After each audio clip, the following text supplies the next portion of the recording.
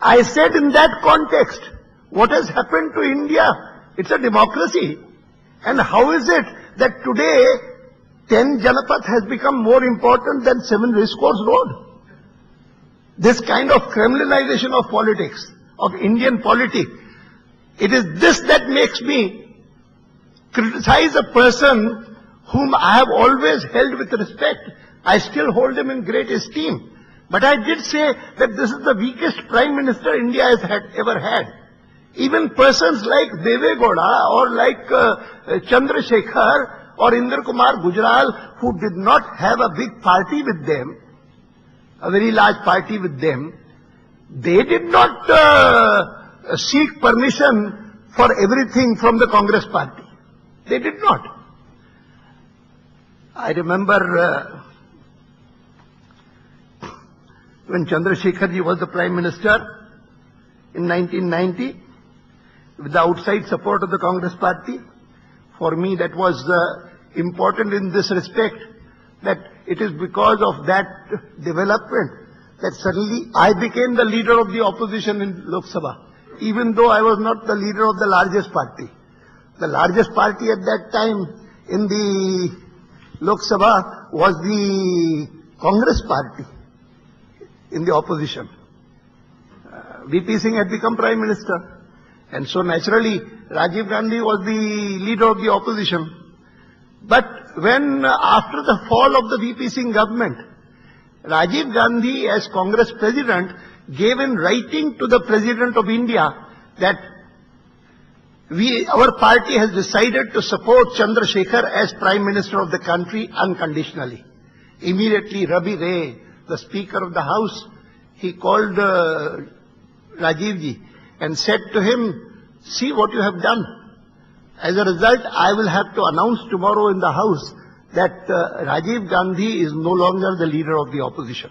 Having supported the Prime Minister unconditionally and give it in writing to the President, he cannot remain the leader of the opposition. So the leader of the second largest party, which was BJP at that time, of which I was the leader, he will be leader of the opposition. So that made me leader of the opposition. The next day it was announced. And I recall this episode very well because Rajiv ji telephoned to me. Firstly, to compliment me on becoming leader of the opposition. And secondly, to make a suggestion. He said, Advani, I have a suggestion to make. I said, what? He said, would you be willing to shift your residence from your Pandara Park residence to 10 Janapath? And so that 10 Janapath becomes the permanent residence of the leader of the opposition, as 7 Racecourse Road is the permanent leader of, permanent residence of the Prime Minister. I said, thank you for the suggestion and thank you for the compliments. But even when I was minister in Morarji Bhai's government, I chose to remain in my Pandara Park residence. I would not like to shift now. But this is how 10 Janapath has become more important than 7 Racecourse Road. Anyway, I have an objection to this present government's leadership, Congress party's leadership, that it is not merely in terms of who occupies the top post, but even in terms of projecting to the country who are the great men of this country. They are enshackled by that dynastic concept. In the last session, in this session itself, when the debate started on the President's address, I initiated from the opposition side, and while speaking on the various issues mentioned in the President's address, I said, I'm surprised when I see this address. I find a number of projects mentioned, a number of schemes proposed, a number of institutions launched. And I'll name the list that I've seen. The list says Indira Gandhi National Tribal University, Indira Gandhi National Old Age Pension Scheme, Rajiv Gandhi National Fellowship, Rajiv Gandhi Institute of Petroleum Technology, Jawaharlal Nehru National Urban Renewal Mission, I said, Mr. Prime Minister, what's this? Even in the matter of nomenclature, you cannot think of any other person, any other leader. 60 years have passed, and this country has produced a Sardar Patel. This country has had a Jayaprakash Narayan.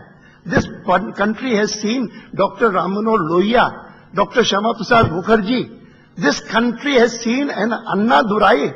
This country has seen a Morarji Desai. Not one of these strike you. Only one family, only one dynasty. And addressing Manmohan Singh ji personally, I said, even Narasimha Rao doesn't strike you. As the person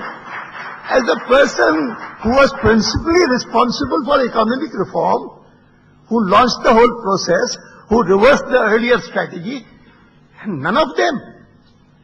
What is this? What is this? Why so?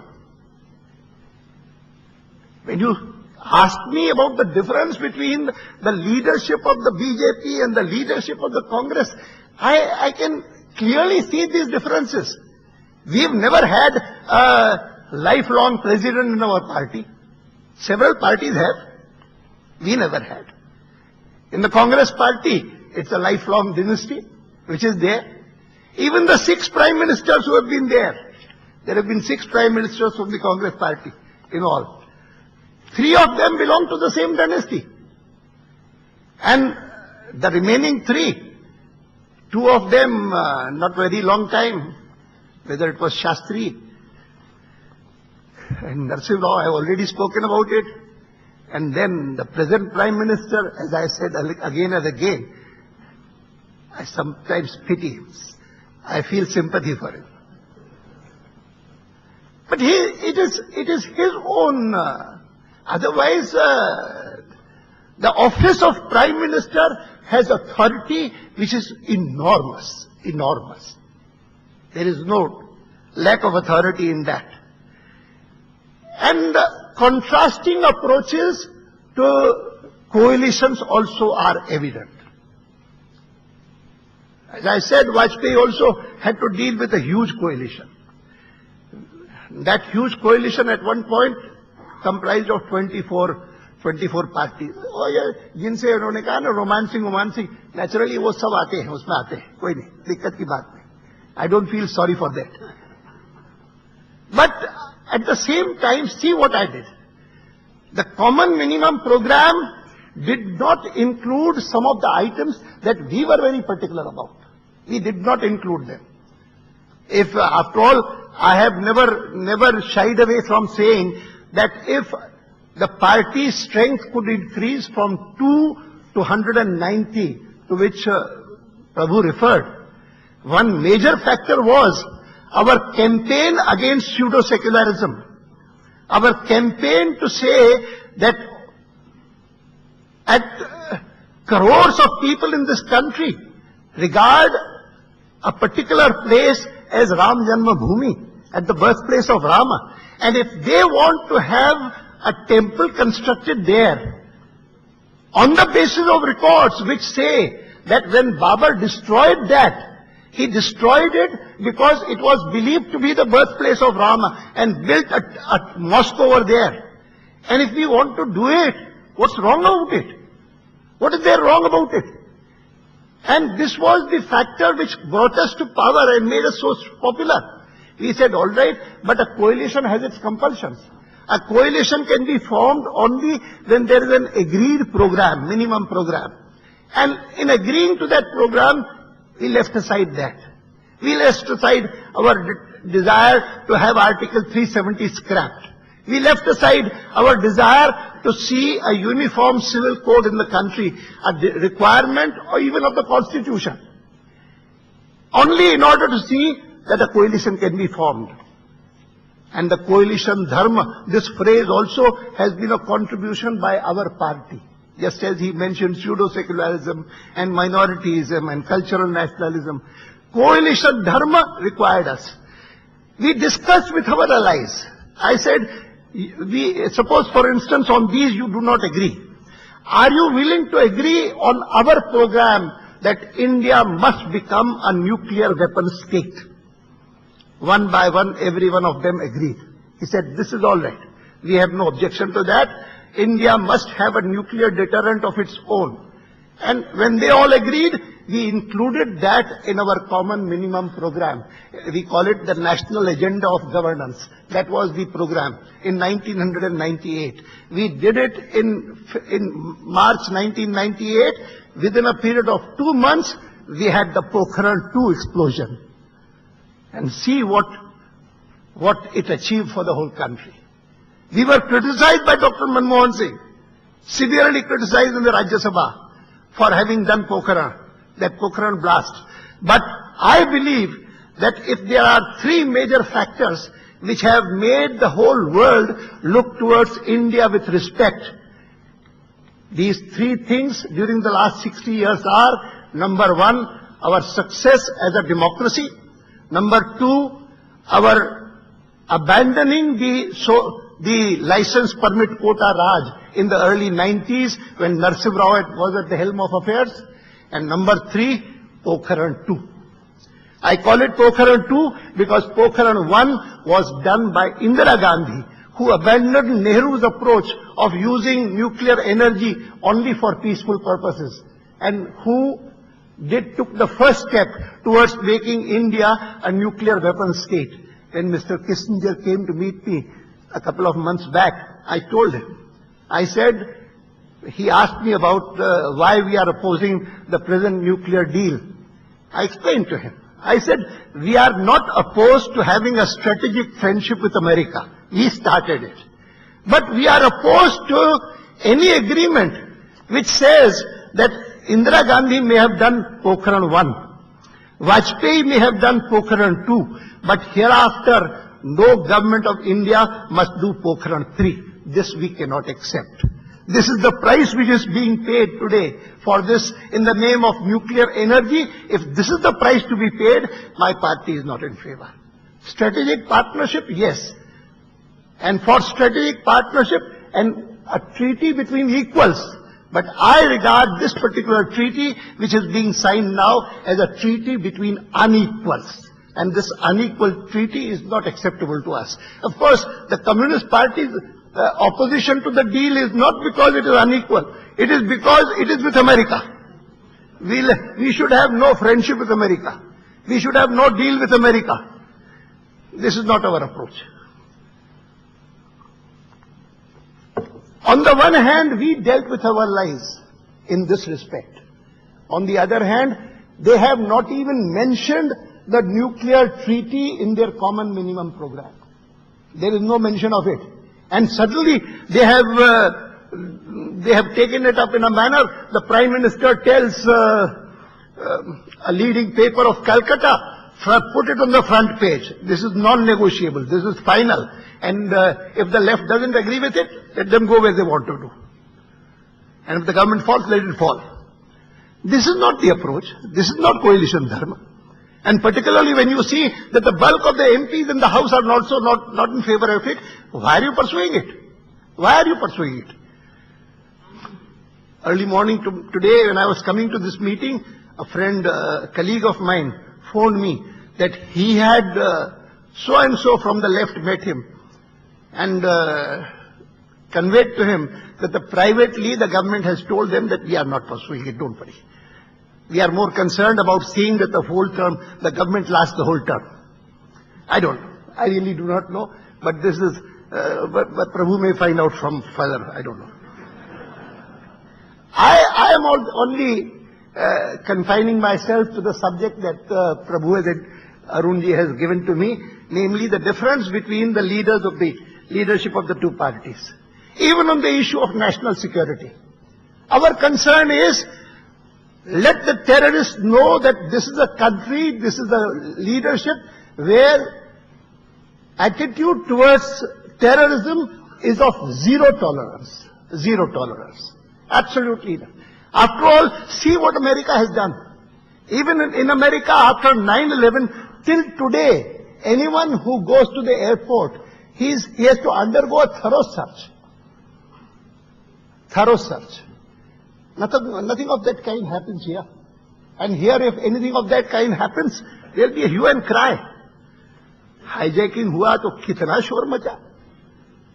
And officially, the all-party meeting that was held shortly after, they told us first priority should be release of the passengers. ठीक है? Naturally, government. I am referring to these as the significant differences between the leadership of the two parties, and we did not worry when General Musharraf was not agreeable to mentioning that he will stop cross-border terrorism in the joint statement. We said there will be no statement, no point in having a statement, and so Agra did not succeed.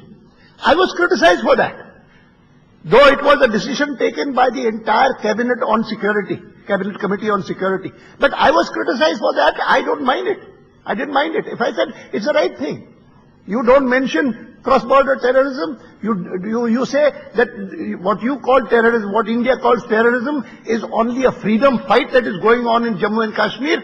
We do not agree with it. Only in 2004, when he agreed to that joint statement with Vajpayee ji and came out openly saying that Pakistan will not support any terrorism from within the country, from within Pakistan, or from within any part in our control. It is then alone that dialogue started.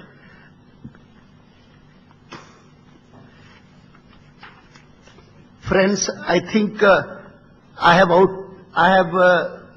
tried to pinpoint some of the crucial differences, contrasts between the leadership of the Congress party and the leadership of the BJP, and I can certainly say that it is my firm belief that the BJP represents the future of India, whereas the Congress, which was once a common platform of great national leaders, represents of much of what has gone wrong in India's recent past.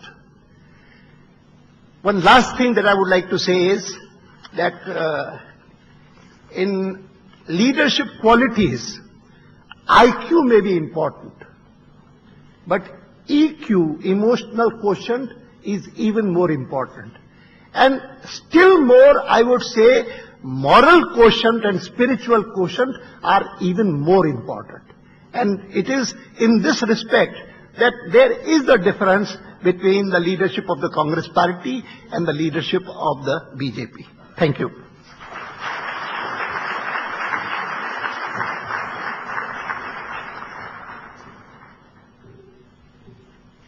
Thank you, Advani ji. After listening to you for about 50 minutes, I can personally say that we have got a leader with a difference. The rules are that we will invite few questions, one with your permission. And first question, yeah, please, you have to announce your name and where are you coming from. Yeah, please. Please introduce yourself. Yeah. Please introduce yourself. Yeah, good afternoon, gentlemen. My name is Vineet Thar, and thank you very much for this wonderful speech, sir. My question to you is that when I was hearing Mr. Chawla talking about BJP since 1980s, starting from 4 seats to a 3-digit number in the last government what we had. My question as a young Indian, when we talk about 67% of Indian population living of my age, which is less than 35 today, what does BJP stand for a young Indian like me, who is educated, who's informed, who's smart, and who can figure out the difference today?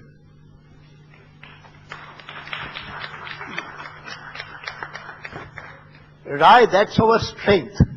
Anyone, any demographer, any person who thinks about populations of the world, they would readily and immediately admit that the fact that our younger generation is of such a size, they already describe it as our क्या कहते हैं segment हमारा, it's our strength. Therefore it is, and in terms of IQ, it's very high. when I first visited Microsoft in 1990, I was so greatly impressed by the research work going on there. But I was even more impressed by the fact that 25 to 30% of the people working there were Indians. And since then I came convinced that India can be a world leader so far as IT software is concerned. And it is recognized as being among the foremost countries today. But what is more important is that democracy has to be conducted in a manner as to make parochial considerations sublimated by considerations of the country's welfare. My biggest complaint against the Congress party insofar as security is concerned is that very often it is not national interest that is foremost. It is the interest of the party in terms of votes that becomes important. Otherwise, in no country of the world could a Supreme Court judgment be kept pending when 9 security persons who have lost their lives, who have been rewarded for preventing the 5 terrorists from entering Parliament, they held back their rewards. They returned their awards only to demand that Afzal, who has been found guilty by the Supreme Court, by all courts, right up from the trial court to the Supreme Court, he must be hanged. The court's verdict must be honored. The government refuses to do it, and the government refuses to tell the people why they are not doing it. And the consideration is simple. Vote bank politics has distorted politics in a way that nothing else has done. And therefore it is that I say that to the extent that we are able to make choice of our representatives less influenced by caste, parochial considerations, and more influenced by a proper assessment of the merit of the party, merit of the candidate. To that extent, the country will move ahead. And youth can contribute a lot in that. Back in the back, yeah, please. Yeah. Introduce yourself, please. I'm Koyal Puri. Thank you for your talk. Mr. Advani, I wanted to ask you, you talked about the threat to democracy during emergency. Now that time is kind of irrelevant, well, it's old history for my generation. For us, what we perceive more as a threat to democracy is the BJP, is more like its religious handshakes, the charisma that you have, and the propaganda that you support. What I would like to know that what would you protect? Democracy or secularism when a contradiction occurs like it did in Gujarat? There is no contradiction. There is no contradiction. In fact, I remember understanding the meaning of secularism first time way back in 1948 from Sri Golwalkar, Sri Guruji's Sarsanga Chalak of the RSS, whom everyone thinks that they were absolutely communal, this, that. He said that in India, he used the word, said, traditionally Indian polity has never accepted theocracy. And he said it's ironical that this government immediately, without much thought, has accepted as the national symbol a symbol of Ashoka's Buddhist rule. Ashoka declared his rule as a Buddhist state. And that has been accepted. He said it's ironical. Of course, I am of the view, now if anyone says that he criticized the emblem, it would be wrong. Once having accepted something, we can have two opinions as to whether Vande Mataram should have been accepted or Jana Gana Mana should be accepted. But having accepted Jana Gana Mana as the national anthem, I should think that there should be no further discussion on that. Having accepted a certain flag, tricolor, as the national flag, there should be no further discussion on that. Similarly on the emblem. But at that point of time when he told me, Sri Golwalkar told me that it is odd that the emblem of a theocratic state ruled by Ashoka has been accepted as our emblem. I felt that there is some substance in what he said. But secularism is part of our structure. It comes naturally to us. And it is therefore, when I visited Pakistan two years back, they asked me, is it not odd that you who belong to Karachi, who are from Sindh, you have become the president of one of the largest parties in India, and you have risen to become Deputy Prime Minister.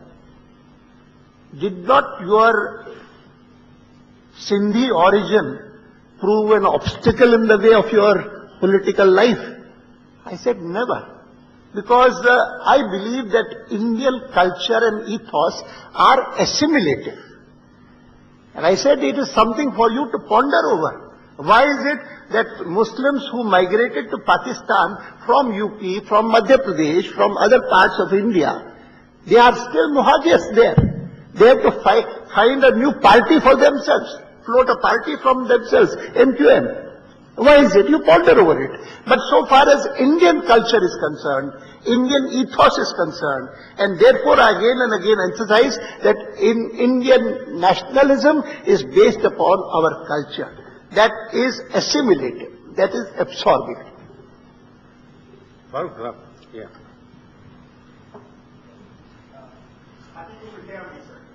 No. I will not talk on Kashmir. It is a subject which I would not like I forgot your name. But I'd like to ask you, sir.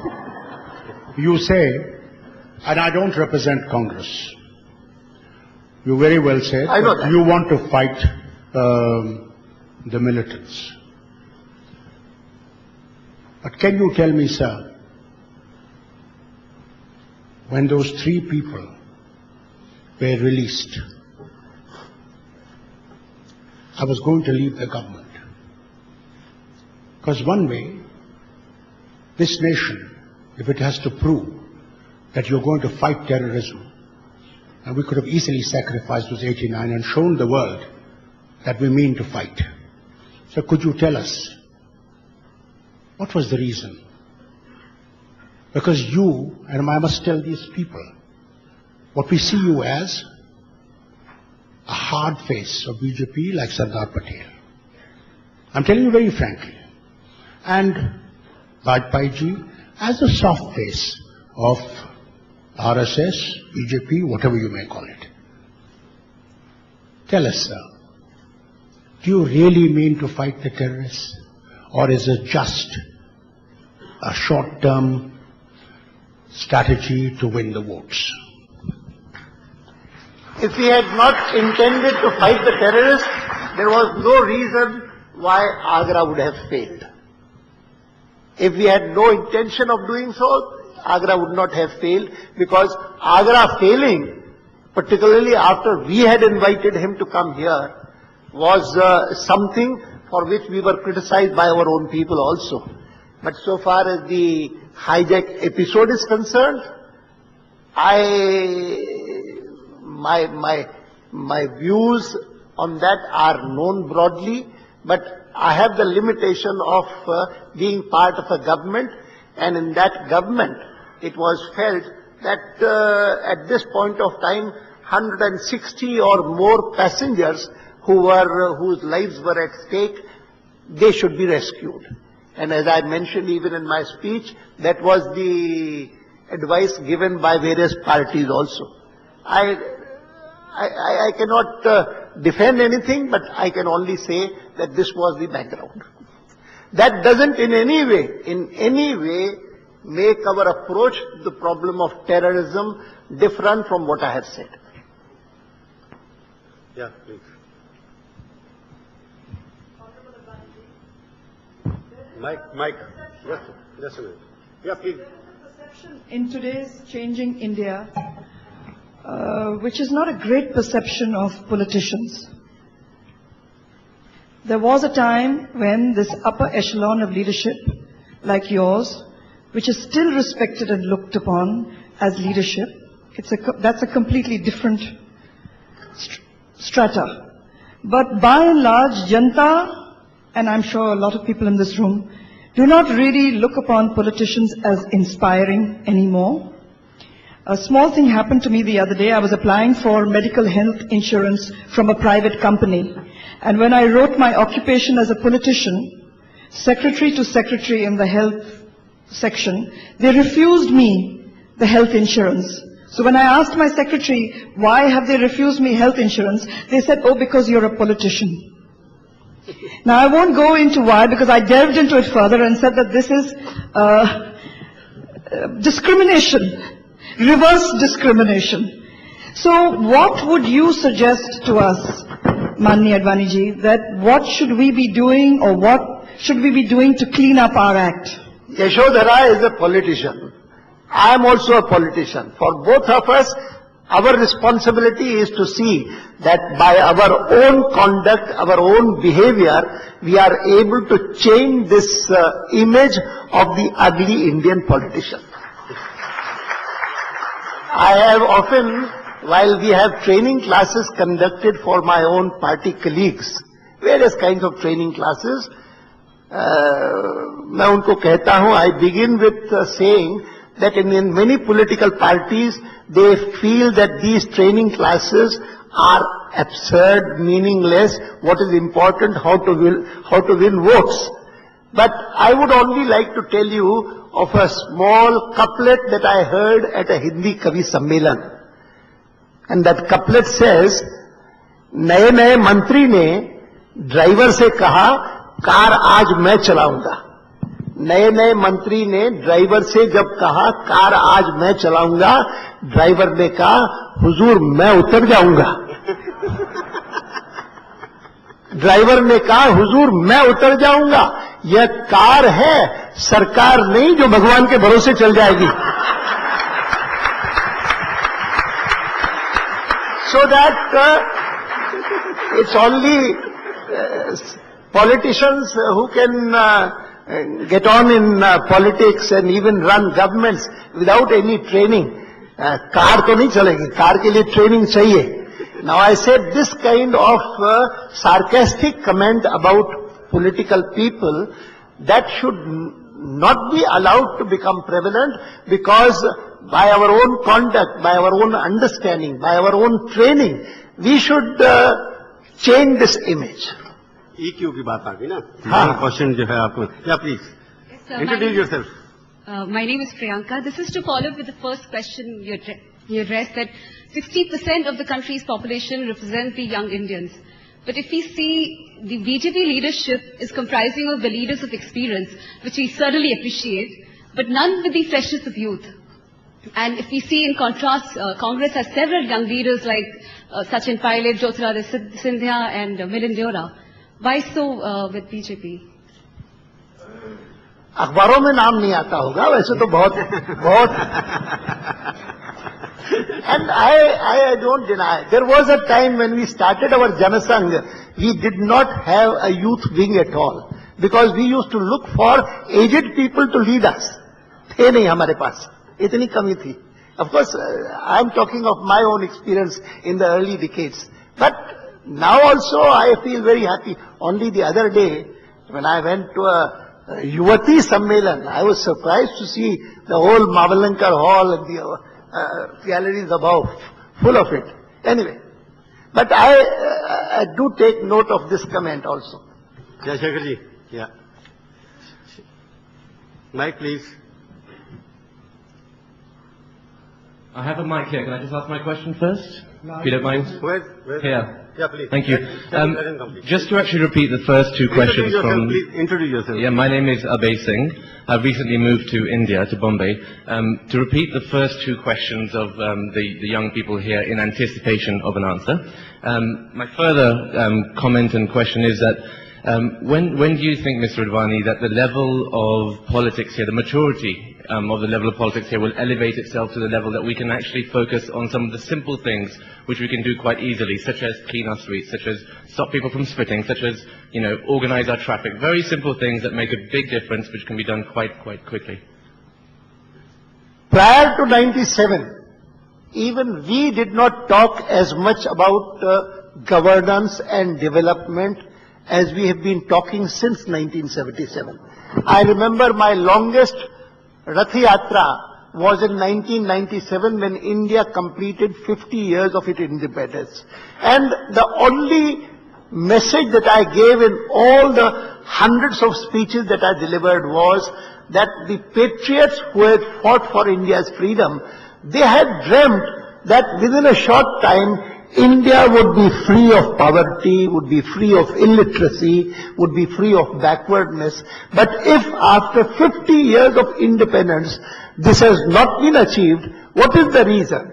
And the reason that I tried to convey was we have not been able to convert Swaraj into Suraj, self-government into good government. And therefore, hereafter, every election that we fight, good governance, development would be important factors in the agenda, important issues in the agenda.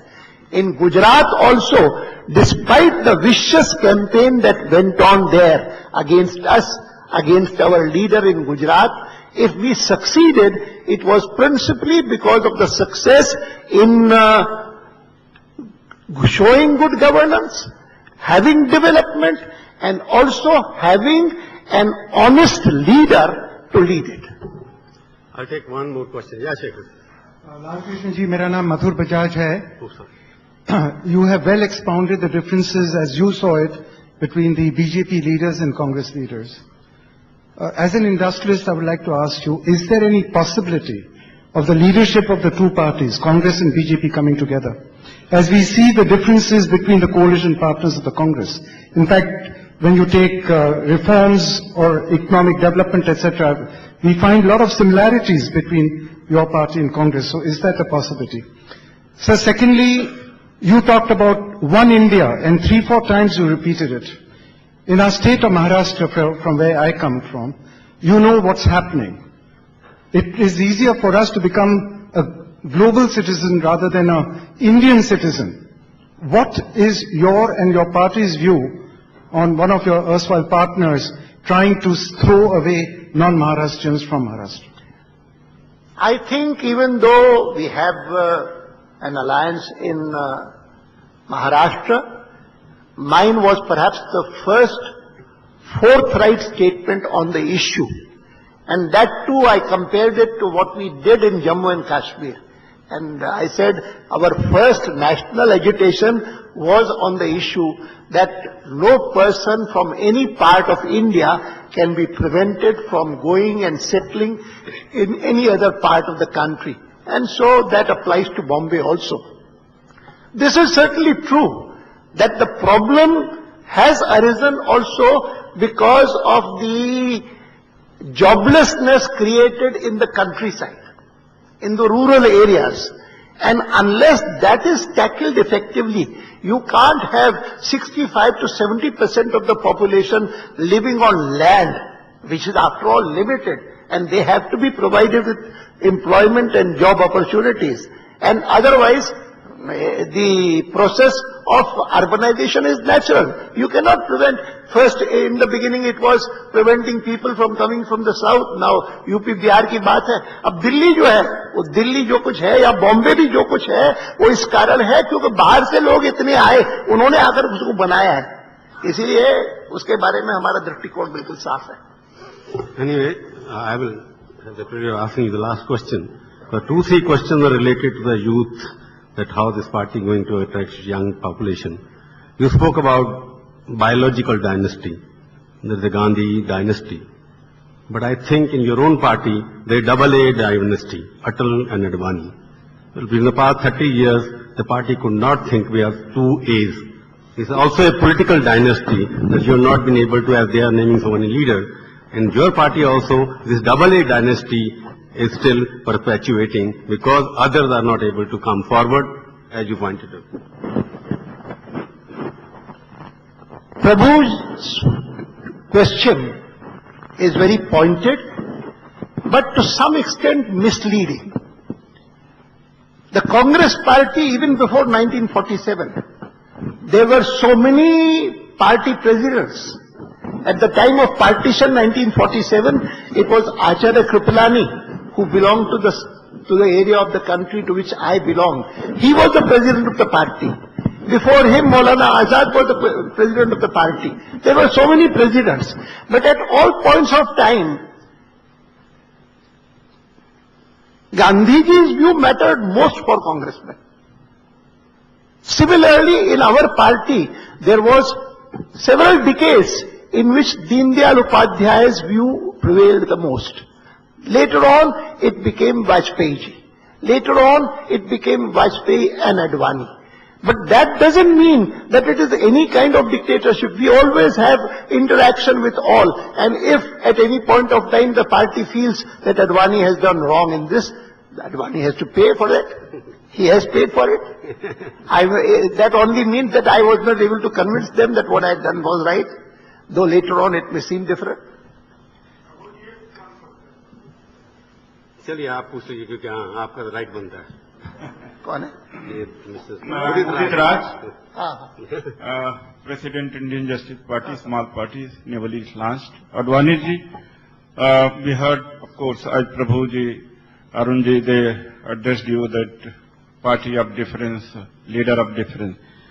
And in today's politics, even dynasty is being threatened by caste politics. Maybe you could rise, but in today's politics, even stuff like you cannot find the space in politics. The caste which each sizable number in particular area is easily producing caste leader. And there, wherever the caste leader is, caste-based leader is emerging, development, health, education, corruption, they are not important at all. Even that is even helping. Supposing a particular politician is earning or is corrupt, the voters, the castemen, they are happy that even our leader also is becoming richer. Then how are you tackling? I don't think that there is, even Congress is trying to tackle or you are trying to tackle. This is going to be a great danger to our democracy, and I don't think that a serious attempt has begun from any side. Would you please enlighten me? What is your future course of action? Because it is immediately to be addressed thing. My political journey began through the Jana Sangh and later on in the BJP.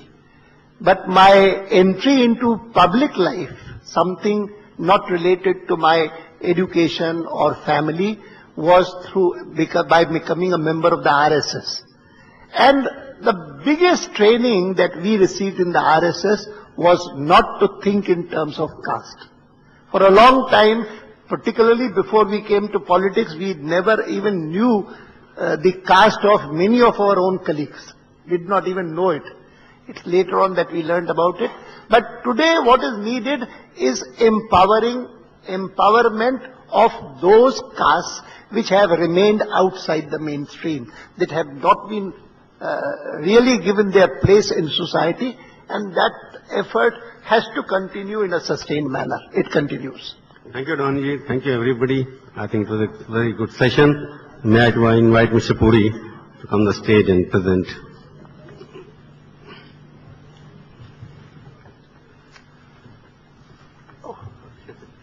Thank you.